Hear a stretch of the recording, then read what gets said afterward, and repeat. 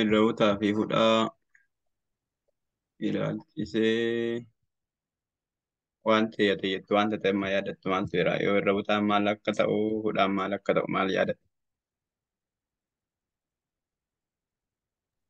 Irra butaan qubeen dubbachiisaan lama walitti aanee dhufee irra butaa jedhama. Mhm. Tokko liqeeffamee irra butamee dubbifamaa jechuudha. Hudhaa immoo agas mara waliin galu. Bakka itti hudhansanii ammallee hudhuudhaa waliin galu. Eh? Hudhaan maal jettee? Hudhaa yeroo hedduu hudhuudhaafis na rakkisne yookaan immoo agas mara wanni nuyi barbaade hin jiru irratti hin xiyyeeffanne garuu xiqqoo ishee nuti chaalenjii na godha garuu irra butaa yeroo hedduu immoo dubbifaman dubbisuudha yaali keessan dhufa yeroo hedduu hudhaa osoo hin ta'in irra butaadha kan yeroo hedduu na deddeebi'as ture. Okay. Dubbifamaadha moo dubbachiiftu darrabu?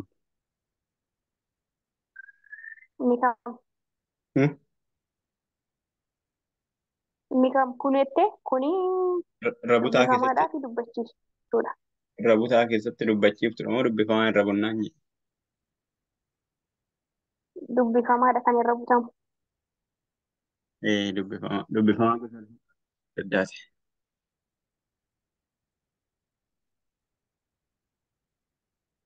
Kan irra bunni dubbifama. Dubbifamaa wal fakkaatu moo adda adda?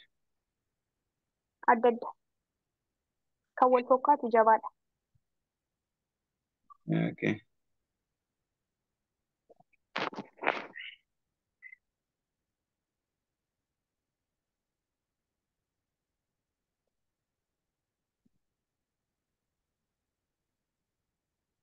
Okay.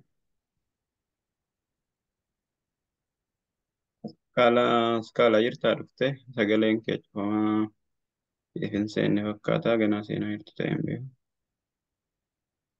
Ijoolleen hedduun guyyaa guyyaadhaan gaafachaa jiru garuu osoo torbii torbiidhaan irratti xiyyeeffattee seente ijoolleen seeraan barachuudhaan waan fedhii qaban fakkaata yookaan immoo waan ulaagaa guutamu hundaa guutamu yeroo natti argamuudhaaf waan fedhii qaban na fakkaata kun yeroo ta'attee dhufanii ilaalanii fadhii isaanii deemu hin galleen hin jiredhan.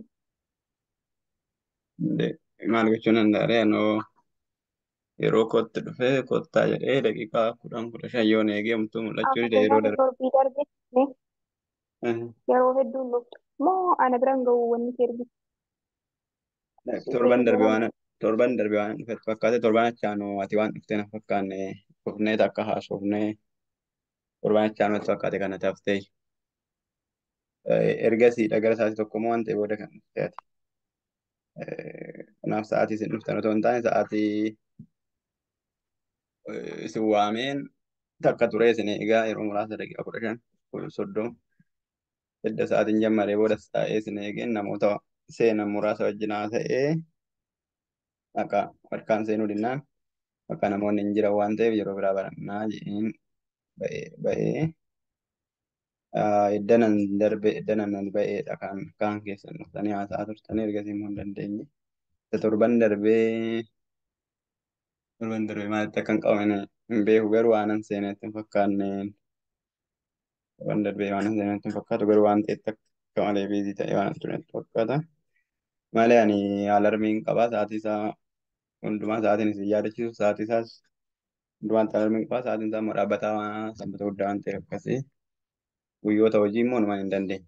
Guyyoota hojii hin danda'u yoo akkamteen qidaame isinii dabalan jee sumayyuu kun amma nama meeqa jira si'ii fi ana malee namni jira nama tokko seenuudhaaf yaadaa jirti askaalaan kanarraan kan hafe hin jiru namni yoo namni jiraatani barsiisuudhaaf fa'ii horachaan deema yoo namni baay'ataa deemee nama garee keessa jiru miti namni asirratti jiru yoo baay'ataa deemedha. Okay. Kanaaf akkasitti deebisii fi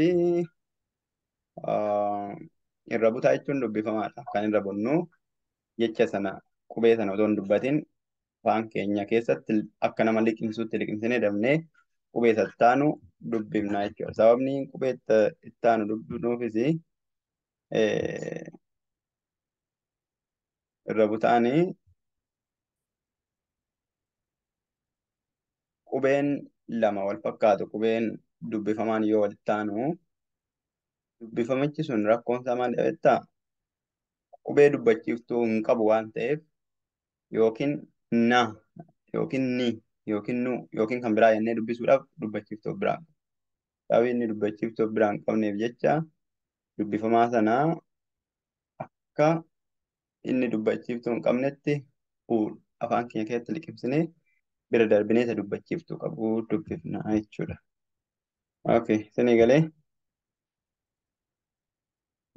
Zainaab. Naagalee jira naagalee. Okay, hudhaa dubbifamaa keessatti wanti itti dabalu dubbifamaan irra butaa keessatti kan itti dabalu qubeen adda adda ta'eedhaaf miti. Qubee dubbifamaadha. Dubbifamaa wal fakkaatu ta'uu hin qabu. Dubbifamaa gosa adda addaa ta'a. Dubbifamaan gosa adda addaa lama walitti aanedhaaf qofa immoo qubee dachaan dabalatu jechuudha. Qubee dachaan dabalatu yeroo inni jedhu qubeen dachaa irra butan ta'u ofiisaati. Qubeen dachaa akka qubee tokkooti waan ta'eef jechuudha. Qubee tokkichaadha waan ta'eef jechuudha. Qubee dachaa jechuun akkuma qubee tokkooti. Fakkeenyaaf saa fi haa walitti aananiidhaaf jecha irra buta hin goonu jechuudha. Shaa jennee dubbifnu malee saa sana liqimsinee haan dubbifnu jechuudha. Fakkeenyaaf bishaan jennee yoo barreessine bishaan kana keessatti saa liqimsinee irra buta gochuu hin dandeenyu. Bishaan jechuu hin dandeenyu jechuudha. Bishaan jenne sababni isaa qubee dubbifamaa qubee dachaadha jechuudha. Fakkeenyaaf immoo diinshoo kan jenne keessatti qubee dachaa ta'ee akka qubee tokkoottidha kuni kan fayyadu. Kanaafuu naashii kana maal goonaa liqimsinaa yookiin naan irra butaa taate jechuudha. Qubee dachaan dabalatu yeroo hin jedhu qubeen dachaa ofii isaatiif irra butaa ta'uu hin danda'u jechuudha. Qubeen dachaa ofii isaatiif irra butaa ta'uu hin danda'u jechuudha. Hudhaa yeroo laallu sitti mul'ata inni nan barreessaa jiru kun. Natti mul'achaa jira. Okay. Hudhaan sagalee morma keenyatti huunu yookiin morma keenya keessatti qabnu jechuudha. Inni dubbifamaa fi dubbachiiftuu gidduus galuu danda'a. Fakkeenyaaf dubbifamaa fi dubbachiiftuu sagalee morma keenya keessatti qabnee gadi lakkifnu jechuudha. Fakkeenyaaf fal'aana. Iddoo kanatti fakkeenyaaf laatu galee jira.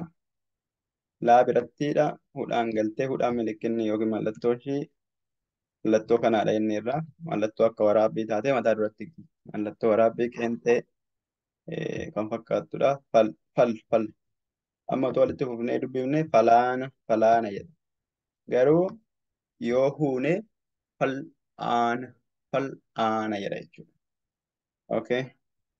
Sana booda immoo fakkeenyaaf immoo dubbachiiftuu gidduu galchinee yoo barbaanne sa'a jedha kun sa'a jedha. Garuu otoo asitti hudhaan hin jirtu otoo ta'e saa jedha jechuudha. Hiikaan qabu saa jedha jechuudha dheeratee lama walitti aanti saa jedha. Garuu akka inni saa hin jenne hudhaa kana gidduu keenyatu sa'a jechisiifnaa jechuudha. Kanaaf namni tokko yeroo sa'a kan jedhu barreessu lama bira kaa'eedhaaf hin ta'u jechuudha. Yoo hudhe malee sa'a kan jedhu hudhuudhaaf qubee waraabbii qeenxee kana ishii mataa duraa hiinyaa jechuudha. Namoonni tokko yeroo barreessan sa'a kan jedhu bifa kanaan barreessu. Inni kun hin ta'u jechuudha. Jalatti hin galu. Kuni qoodduudha malee mallattoo waraabbii qeenxee yookiin mallattoo hudhaa miti jechuudha. Kanaaf yeroo barreessinu mataa duratti barreessuu qabna. Qubees kallattiidhaan iddoo itti barreeffamuu qabutti barreessuu qabna jechuudha. Akkuma qubee afaan Oromoo hundumaafuu eeggannu qubee yookiin sirna tuqaaletaa ta'u yookiin immoo qubee isaan akka kanaa iddoo inni ta'utti hudhuu qabna jechuudha. Iddoo inni ta'utti irra butuu qabna, iddoo inni ta'utti hudhuu qabna jechuudha. Yeroo baay'ee sitti meeraa waa'ee hudhuu irra butuu keessatti yoo dubbisuudhaaf siigame yookiin dubbisuu yoo si rakkise yeroo irra buttu qubee dubbifamaa lamaan sana gidduu galchiitii yaalii siin jedhe galchita jechuudha. Fakkeenyaaf farda isa jedhu dubbisuun yoo si rakkise qubeen dubbifamaan lama walitti aanteerti yoo ta'e ii jidduu galchite jechuudha. Ishii dubbifamaa dubbachiiftuu hin qabneef ii kennitaaf callistee lafaa kaastee kanaaf afaan kee keessatti farida farida jettee yeroo dubbiftu farda akka ta'e sii gala jechuudha. Farida farida farida argitee ofumsaa sii galaa jechuudha. Mirga mirga kan jedhu geessitee ii yoo kenniteef miriga miriga miriga miriga miriga na jettu deddeebitee akka mirga jechaa jiru sii galaa jechuudha. Okay. Gaafii dabalataa yoo qabaatte si dabalattee gaafadhu. Uh, Gaafii dabalataan qabu waan takka takka akkasumaan naa barreessi xiqqoo ishee dubbisuuf hin yaala. Keessattuu iyyuu irra butaa fi waan hudhaa qabu jechuudha. okay. Isaan kana bichaa akka amma dubbiftuun si godha. Isaan amma ani barreessaa jiru kana.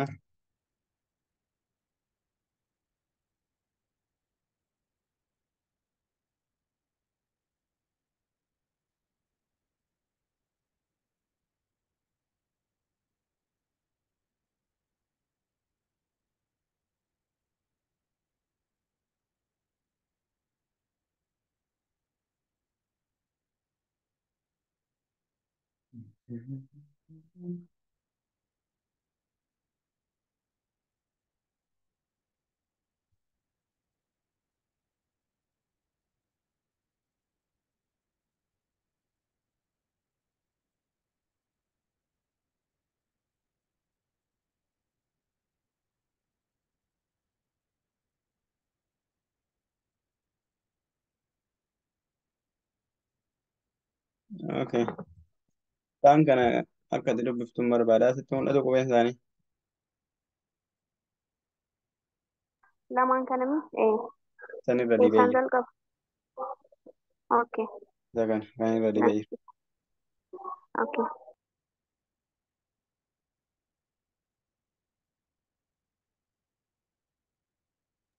Mirga Okay. Mirga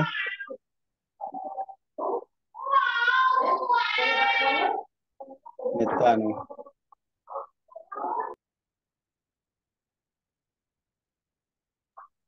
waan ijoolleen ijaaraniif kan inni itti godhaaru yeroo naa galu lamta.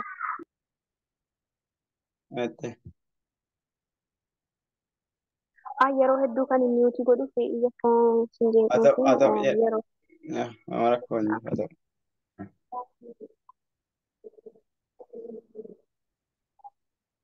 Inni irra dibee jiru maal jedha? fardeedha. Fardeedha. Inni itti aanee jiru.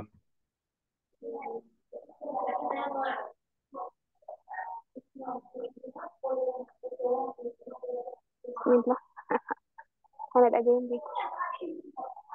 Dhaga'uu miti rakkoon qabu dubbise akkasumatti akkuma sii galetti ilaaletti dubbise dubbisa malee dhaga'uu miti.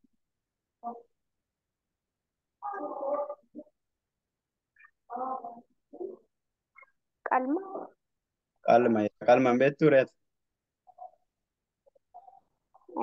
qalma nan beeku. Waa qaluun beektu inni itti aanu Inni aanu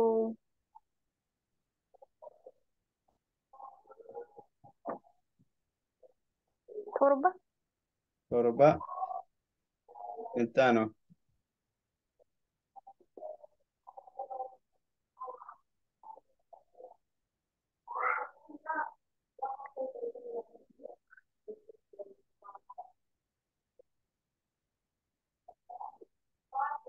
inni aanu naan galle luugam laakki qaassi jedhu fagoon naqin qaassi dubbise hiikaa isaa wallaalsuuf rakkoon qabu dubbisuu bichaa qaassi jedhu okay nan dubbisa. luu Luu luu luu inni dhumaan naadha miti inni lugna jalqabaan luudha.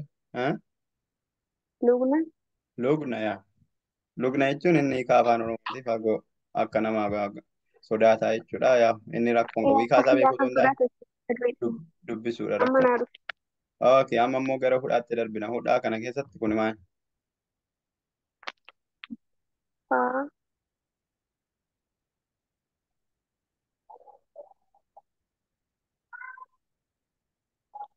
fuudhaan hin ulfaata. Otoo nuti dubbisiiti ergasii booda iddoo hudhaa sanatti utee bira darbita. Dura otoo nuti faa achi taanumaan walitti fuuftee dubbiftee achi kaastee iddoo hudhaatti fuutannaa taanutti. Sammuu kee keessatti otoo dursitee otoo nuti walitti fuuftee dubbifta. Fal'aan Fal'aana waan tokko waan namatti ulfaatu hin qabu.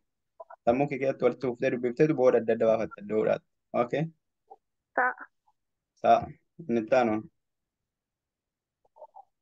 Buu buna naanes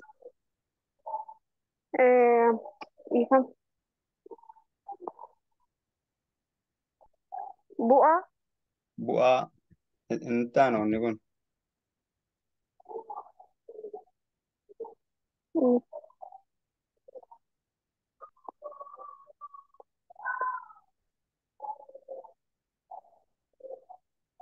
baana ha? naan hin jiru. Humtuu hin jiru baa fi aa malee humtuu hin jiru.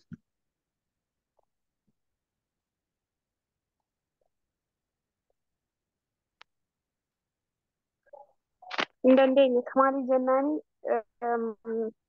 wanni gidduutti fayyadamee akka hudhaa malee dubbisu gati hin jirreennan. Aan sadi ta'ee naa dhufoo walitti dubbisu. Inni immoo hin dubbisu. Aan sadii ta'ee yoo dhufe baa jedhamiti hin huutu. Kana booda Eh, baa bira aa tokkotu jira. Otoo nuti aa tokko jedhamiti. mm, Kanaafuu hin gabaabsita jechuudha. Aa tokko jechuun hin gabaabsita miti. Baa biratti aa tokko keessee hin gabaabsiteetu uutetu gallakkiftee aa lamaan sana immoo jettaa jechuudha. Argitee? Baa mm, hin gabaabsiteetu aasa lama lama dheeressa. Baa addaduma qoodame jechuudha. ba'a Eh? ba'a Ba'aa ba'a jedha jechuudha. Argitee? Ba'aa jedha. Baay'ee salphaadha. Adda adda qooduudhuma jechuudha. Huduu jechuun jechoota sana adda adda dhaabdee adda adda qooduu jechuudha. Amma fakkeenyaaf fal'aana kan jedhu fal aa na adda adda qoodee jechuudha. Saa kan jedhu sa a bu'aa kan jedhu bu a ba'aa kan jedhu ba a baay'ee salphaadha jechuudha. Okay, inni itti aanu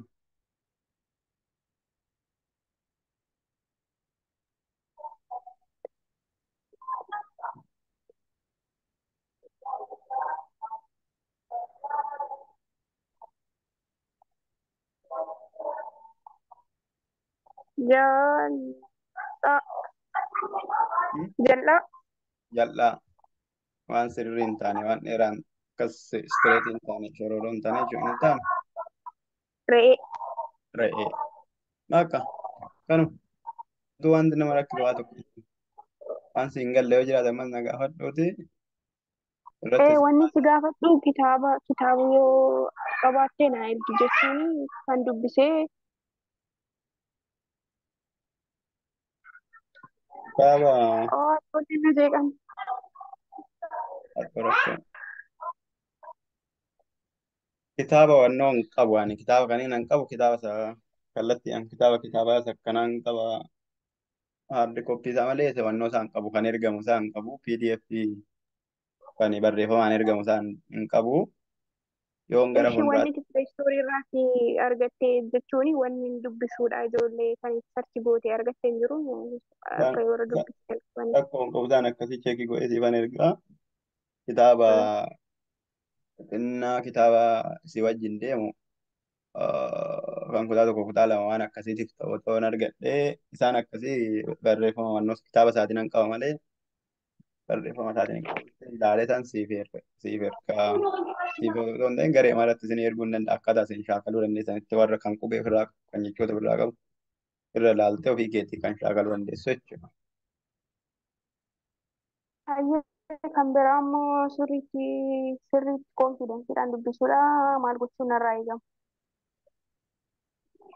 Jechoota Osoo hin amma sodaatin ati yookaan gaariirra jirta barreessuu dandeetti barreessuu keetiin beeku malee ati amma dubbisuu gaariirra jirta yoo barreessiteedha dubbisuun kan sii galu kanaaf waan namni barreesserra waan ofii keetii barreessite dubbisuu danda'u qabda amma dubbisuudhaaf salphaadha jechoota walitti fiddee dubbiftaa garuu barreessuudhaaf immoo ni ulfaata barreessuu irra ulfaata sababni isaa isa ammaa already kan namni biraa barreessee dheeressee gabaabsee jabeessee laaffisee barreessee dubbiftaa salphaadha Garuu barreessuu irratti is- isa sii dubbifama fakkeenya yeroo itti aanu siifan dubbisa afaan kootiin sa'a jedhii barreessi yoon jedhe sa'a jedhee barreessuudhaaf akkaman godhata jedhu isumaan har'a sii barreesse kana deebisee dhibuu danda'een yaada.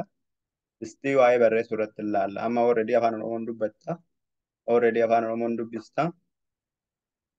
Already afaan Oromoon dubbista garuu barreessuu irratti hin dhageessa. Rakkoon qabu dandeettii hundumaa qabda garuu dubbisuu amma tokko paarsantii kee gara shantamaa olii yaada gara shantamaa olii ni ta'a. Yeroo sitti fudhata malee num dubbifta jechoota dheeraa dubbisuun si rakkisuu danda'a. Kanaaf amma barreessuu irratti yeroo itti aanu hin xiyyeeffanna barreessin siin jedha. Jechoota salphaarraa kaana. Kana booda jechoota iccimaatti dhufnaa jechuudha. Jechoota iccimaa ammamaatti hin laallamma. Yeroo xiqqoolumshii fal'aana jettee achi dheerattu si rakkifti argeera. Jechoota baay'ee gabaabduu sa'a harree maaloo ishii sasalphaatti malee dandeessee isaa dheeraa dubbisuu irratti baay'ee xiyyeeffadhu. Dubbifte taanaan bakka tokkicha waa'ee jecha sa'a jettu dubbifte taanaan sammuu kee keessatti sa'a kan jedhu akkamittan barreessaa isa yaaduu hin qabdu jechuudha. Sa'a sa'a yeroo jedhu sa'a afaan koo keessatti hin gabaabbatti aan qobaatti deebitee baati sa'a afaan koo keessatti nu dhabmti isa jedhu qofa yaaduu qabda jechuudha tama sammuu kee keessatti. Sakkasii yeroo yaaddu barreessuudhaaf siin salphata. Yoo akkas ta'uu baate gini akka abdiin gaaf sana barreessittan barreessa bette jecha afaan Oromoo miliyoona meeqa jiru hundumaa sammuu kee keessatti qabachuu si geessaa jechuudha. Akka itti qabachuu immoo hin dandeessu sana sammuu namaatiin jecha amma kanaa qabachuu waan hin dandeenyeef akkamittan dubbadha ta'uu yaadda jechuudha afaan koo keessatti. Harree jettee harree harree harree haa hin jira haa kan jedhuun gabaabbata. Harree harree raan afaan koo keessatti hin jabaata kanaafuu lama ta'a. Harree dhuma irratti hin dheerata kanaafuu lama ta'a isa jedhu sammuu keessatti yaadudha malee waa'ee dheerachuu waa'ee gabaabbachuu waa'ee jabaachuu waa'ee laafuu yaannan waa'ee hudhaa waa'ee irra butaa sammuu keessatti fedhan homaa wanta ati dubbisuu hin dandeenye fi wanta ati barreessuu hin dandeenyeef hin jiru. Akkas hin taane taanaan garuu jecha baradhe hunduman kontiroolii godhee sammuutti kotti qabadhe itti taanaan hin dandeessu hundu kontiroolii hin gootu. Gin seera isaa kontiroolii godhe seera isaa afaan kee keessatti yaada kee keessatti qabate taanaan barreessuuf dubbisuu dandeessa. Kana caala dubbisuu akka dandeessutti kan si shaakalsiisu maalidha yoo kitaaba argatte gaariidha. Yoo kitaaba argachuu baatte garuu feesbuukii yaadaa dhaquun keenya oolu waan ta'eef feesbuukii kanarratti namni baay'een qubee sirreessee hin barreessu sirriidha. Kan si gargaaru baay'ee qubee sirreessuudhaaf kitaabota garaagaraa si kan ergaa hin dubbifta jal jette baay'ee hin dubbiftaa yeroo dubbiftu ofii dhumsaa otoo dhumatti hin baratin jecha harree jedhu otuma harree jettee hin dubbisin echi yennaa argitee fi irraa argite harree akka ta'e beektu. Otoo dhuma dubbiftee daqiiqaatti fudhattee ilaalin echi fi harree yeroo argite fi yeroo argitu bakka nama sii gala akkasumatti harree akkana jechuudha.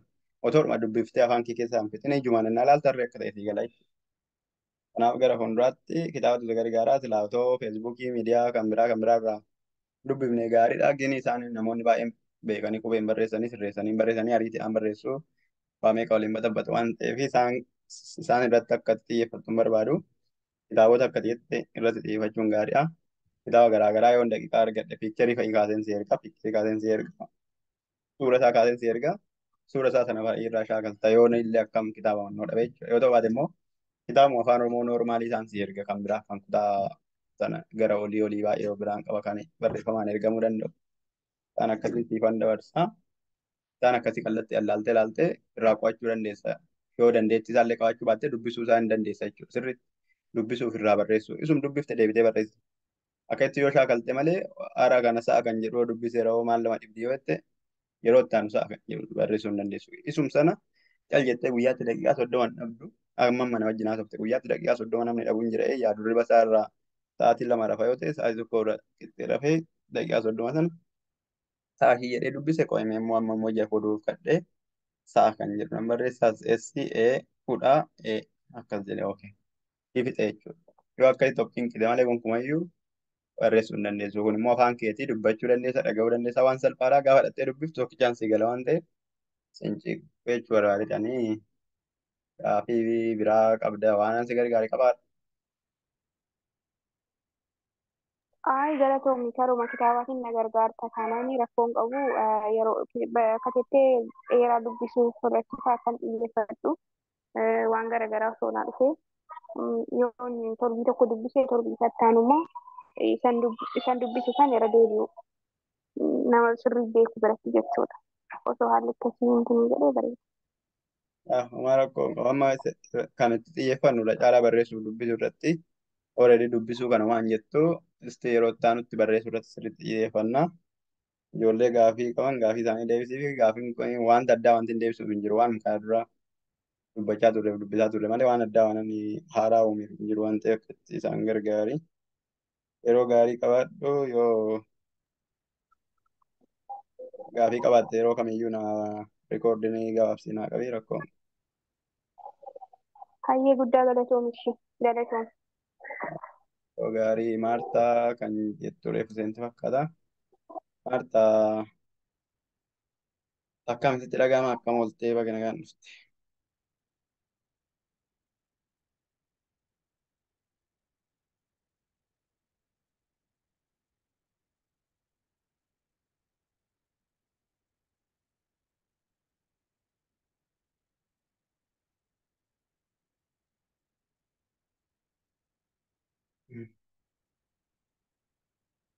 Akkaan jirtu ta'uu danda'a Maartaanis dhagaa hin jirtu Maartaa itti dhaga'amaa hin jiru. Zaayinaaf sagalee ishee itti dhaga'ama.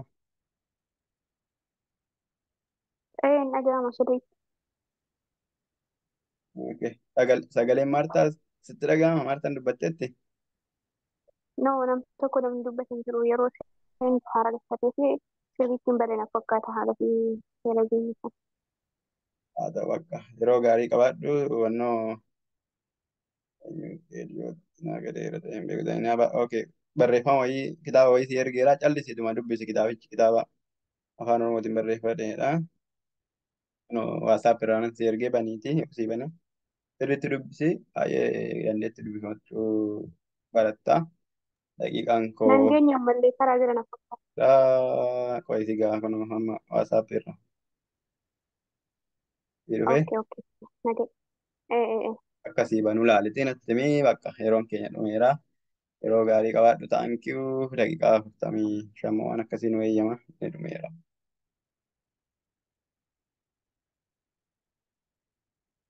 Dibane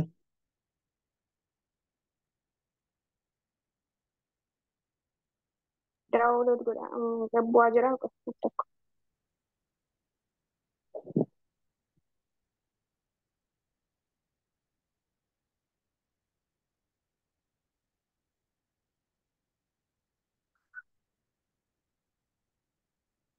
Qabsantii 73.